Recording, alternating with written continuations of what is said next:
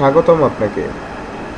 সব রকমের আপডেট এবং লেটেস্ট নিউজ পেতে এখনই সাবস্ক্রাইব করুন আমাদের চ্যানেলে। ধন্যবাদ। প্রেমের প্রস্তাব প্রত্যাখ্যান করায় স্কুল ছাত্রীর নাক কাটল এক বখাটা। প্রেমের প্রস্তাব সাড়া না পেয়ে কক্সবাজারের উখিয়া উপজেলার জালিয়াপালাং সোনারপাড়া উচ্চ বিদ্যালয়ের ১০ম শ্রেণীর ছাত্রীর নাক কেটে নিয়েছে স্থানীয় বখাটেরা।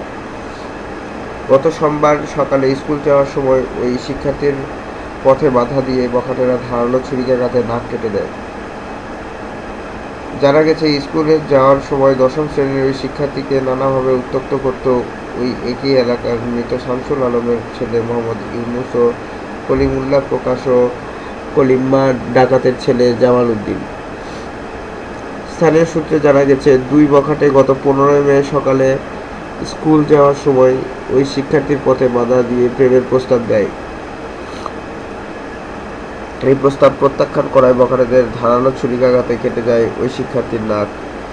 এ সময় গুরুতর আহত শিক্ষার্থীর চিকিৎসায় সদরায় গেলে তাদের উপর হামলা করে বখাটে দল। গুরুতর আহত অবস্থায় উদ্ধার করে ওই শিক্ষার্থীকে হাসপাতালে কক্সবাজার জেলা সদর হাসপাতালে ভর্তি করা হয়। আহত এই শিক্ষার্থীর বাবা জানান, তার মেয়েকে চিহ্নিত বখাটেরা বিভিন্ন সময় উত্ত্যক্ত করত। প্রেমের প্রস্তাবে রাজি না হওয়ায় অবশেষে তাকে হামলার শিকার হতে হয়। নৃশংস এই ঘটনায় আহত শিক্ষার্থীর বাবা বাদী হয়ে মঙ্গলবার কক্সবাজার সিনিয়র জুডিশিয়াল ম্যাজিস্ট্রেট আদালতে মামলা করেছেন। মামলাটি আমলে নিয়ে উখিয়া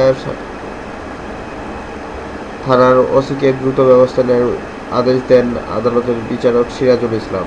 ধন্যবাদ ভিডিওটি দেখার জন্য।